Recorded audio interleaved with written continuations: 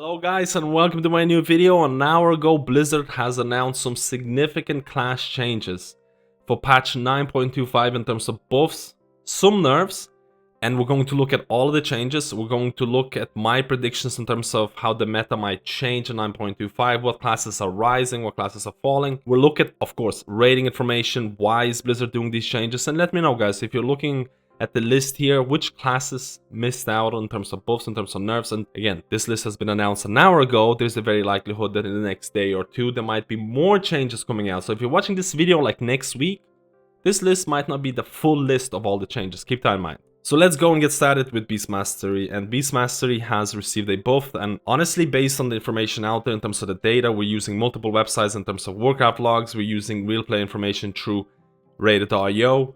There is a whole lot of Beast Mastery or hunters in general who are playing this game right now. So the Beast Mastery buff is going to make a lot of people happy. All damage abilities and pet damage is increased by 4%, nothing to be... This is pretty significant. Beast Cleave now causes your pet to strike other targets for 100% if a pet's damage was 90%. And again, why are they buffing Beast Mastery? How is Beast Mastery doing? Out of all the 3 specs that hunters have, Beast Mastery was probably the least played, the least optimal spec, especially when you consider Mythic Plus environment. In Mythic Plus, if we're looking at rated.io information, if we're looking at, again, we're looking at range DPS, there is not a whole lot of hunters here. There is a couple of marksmanship hunters, and if we look at melee DPS, you can see survival hunters are absolutely dominating. So, if you're playing a hunter right now, if you're doing Mythic Plus content, you're absolutely going to be survival. If you're doing Mythic rating content, you're most likely going to be, again, if you're looking at the charts here for overall damage of the new raid and Mythic content, you're most likely going to be marksmanship. So this buff to Beast Mastery is kind of expected. If you look at the overall data, this is the overall data for Mythic rating. Beast Mastery is the least performing spec in the game right now. But this data is not always correct because there are bosses where there's a lot of pad AoE damage. And Beastmaster is not really great at that, and I can see why Beastmaster would be the least performing spec. It's still played by a decent amount of players if you look at the parse numbers. So there are a lot of Beastmaster hunters out there, and again, they're going to be happy. So, Beastmaster is getting buffed. Is it going to be meta in Mythic Plus? Most likely not, because if you're playing a hunter, you most likely will still be sticking to survival. In raids, you're probably going to see a difference in terms of your damage, which is great. We'll see how it's going to compare to marksmanship versus Beastmastery in a lot of the new raid. Now let's move on to mages, and Arcane got a buff. And again, it's very similar kind of deal that when you look at Beastmaster Hunter, mages and Arcane Mage is the least played, the least optimal spec, and I do quotation marks because if you're not doing the highest content in the world and things like that, if you're not performing or doing mythic content, you should really just play the class that you enjoy. But Arcane Missile damage increased by 8%, Arcane Blast damage increased by 10%, Clear Casting can no longer be dispelled. This is more of a PvP change. Is this, or why Blizzard is doing this, the same kind of deal? If you look at the overall performance of mages in general in the raid, you can actually see that the bottom 7 or 6 specs have all received buffs. So it's almost like an indication that Blizzard is paying attention to the least performing overall specs in raid. I'm not sure if they use this data like the way that it is right now, but if you look at it, Beastmaster Hunter, Arms Warrior,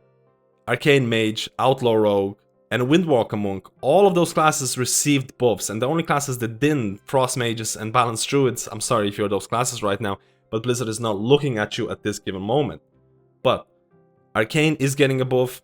Arcane is still something that is not played in Mythic Plus content, because if you're playing in Mythic Plus content right now in terms of classes, you'll notice right now it's either Frost or Fire.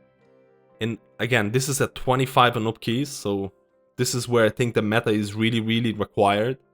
So Arcane getting buff makes sense. It'll be interesting to see if there's going to be a rise in Arcane Mages right now, but the fact that Mages are getting buffed, Arcane Mages getting buffed, I'll talk about other classes that are getting buffed that could upset the Mythic Plus balance. So let's move on to next. Again, we're not looking at PvP changes at all. This is a PvE channel, so we're not going to look at Frost. Irrelevant.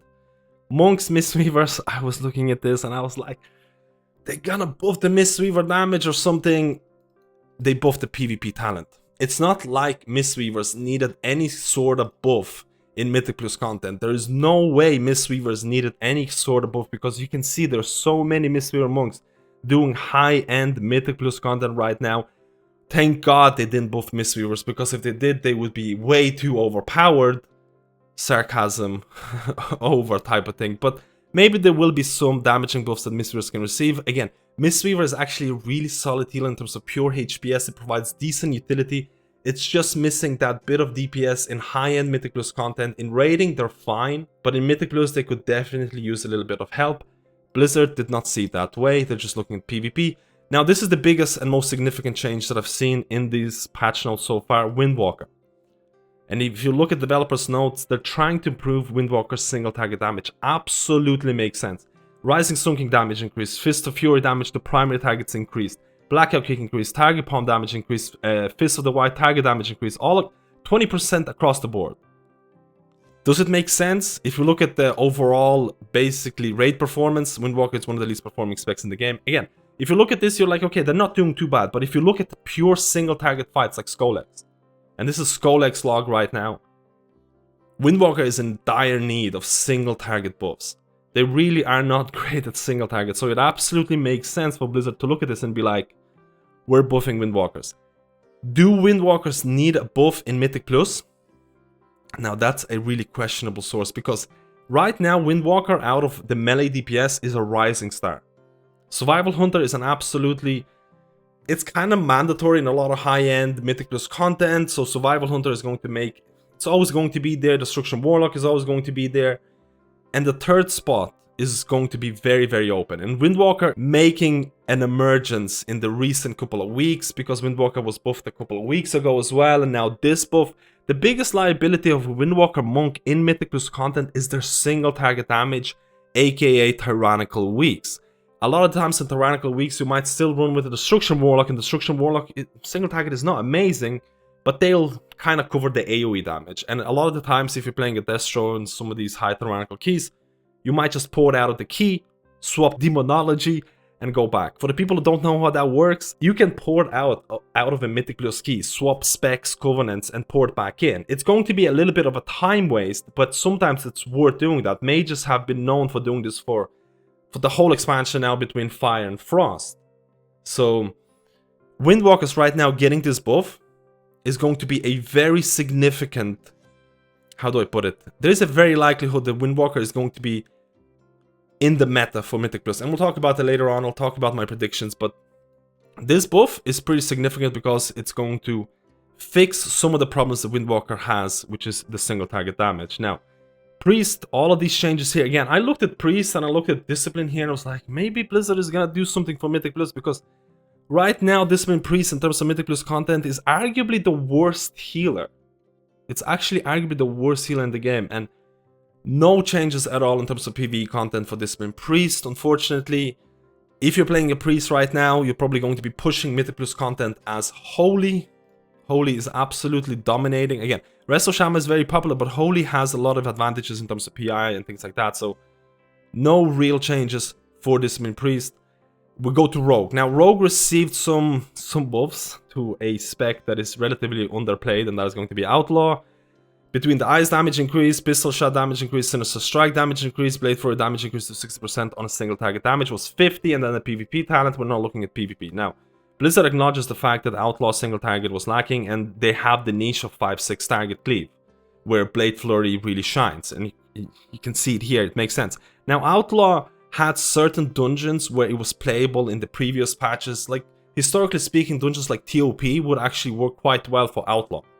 But the fact that Sub was so strong for a lot of the tier right now, Outlaw needs some significant buffs to kind of catch up to Sub Rogue. If you look at the Mythic Plus performance in terms of melee DPS, Sub Rogues are just the way to go. There's no real other choice in 25 and up keys. So this Outlaw change... Is it gonna change the meta? Is it going to make Outlaw all of a sudden an overpowered class?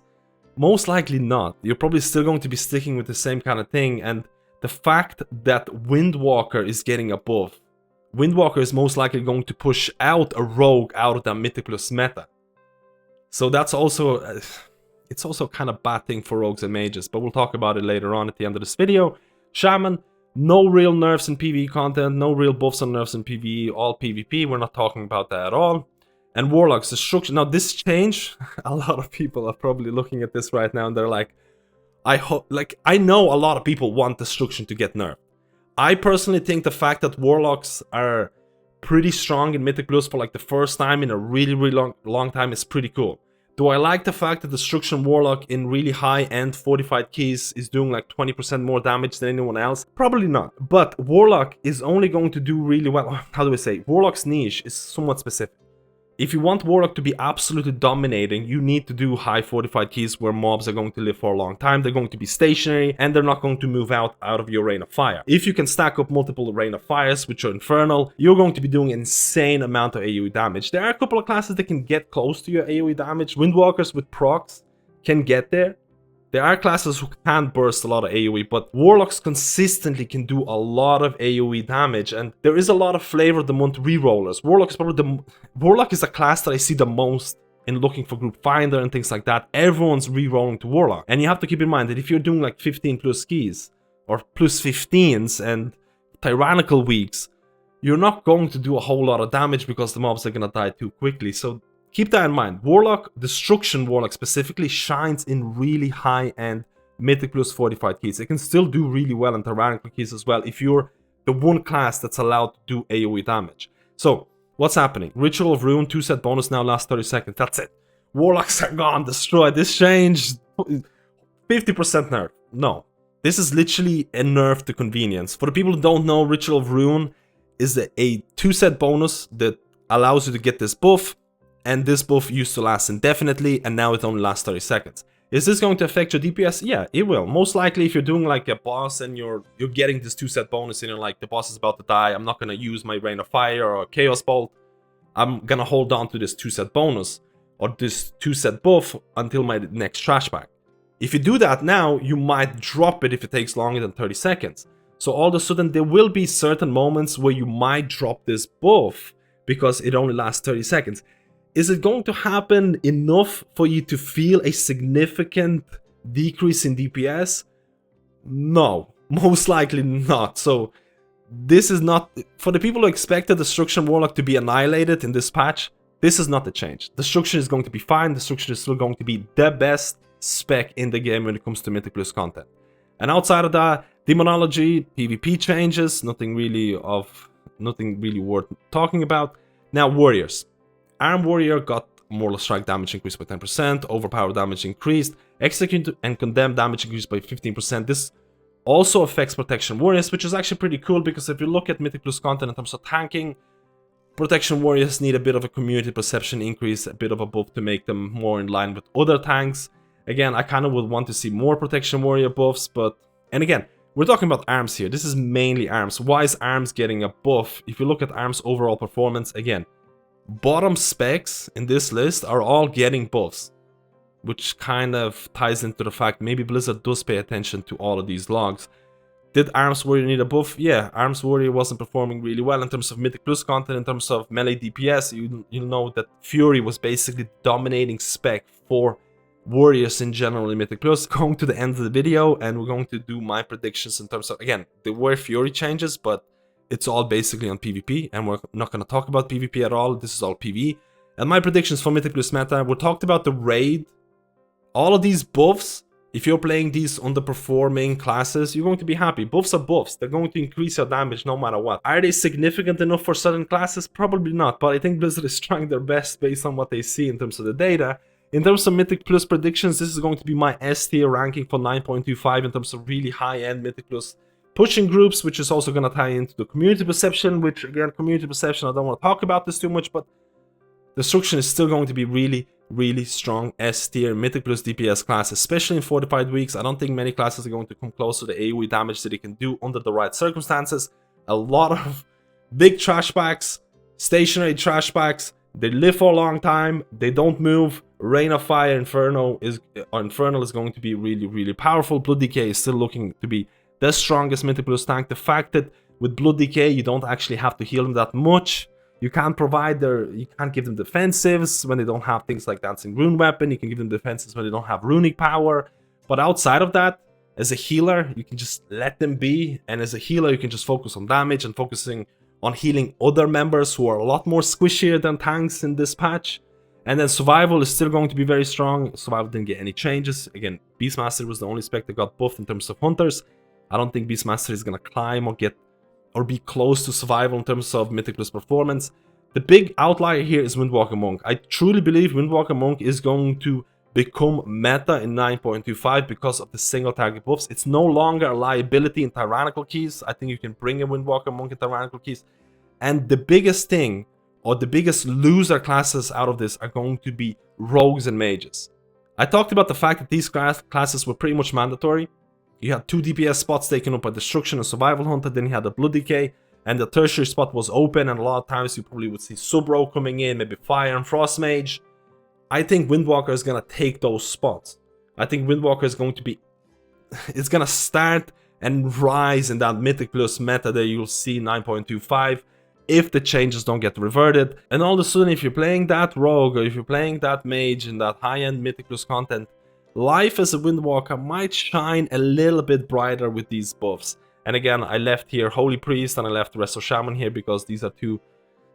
they have a really high community perception in terms of Mythic Plus content. I don't want to talk too much about them. I talked about them in my previous video, but basically the fact that you do good healing as both of these healers, good damage as both of these healers, you have PI, Power Infusion as the Holy Priest, and if you want to trade in Power Infusion to be extra safe with an interrupt AoE stun, you can play Resto Shaman. So again, these are kind of interchangeable depending on whether you're going to do a high-end Pugs, or if you have an organized group that can really utilize PI or Power Infusion with the Holy Priest.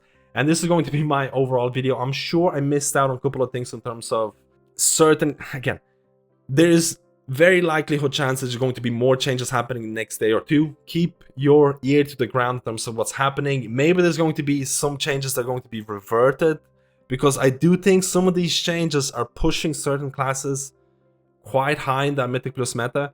I want to hear about your opinions about the classes that didn't get buffs. Specifically things like Balanced Druids. Things like, again, I don't want to talk about Frost Mages too much. Maybe Feral Druids who don't have a good community perception in Mythic Plus. What about these specs? Or, for example, in terms of healing, if we look at Mistweaver Monks. How do you feel about the lack of changes for these classes? Maybe Retribution Paladins. Let me know about which class you felt needed a buff. Let me know, and I'll see you in my next video.